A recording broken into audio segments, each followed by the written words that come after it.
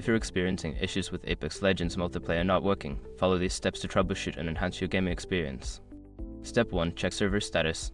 Visit the official Apex Legends website or social media channels to check if there are any ongoing server issues or maintenance.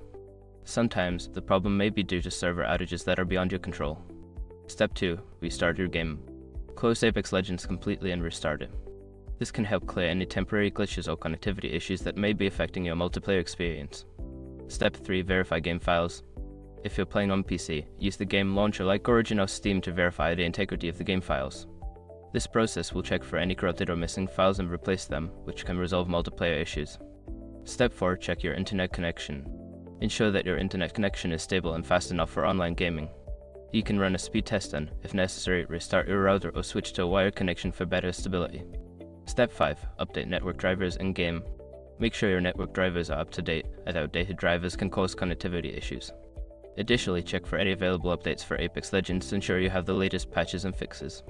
By following these steps, you should be able to resolve issues with Apex Legends multiplayer and enjoy a smoother gaming experience. If problems persist, consider reaching out to EA support for further assistance.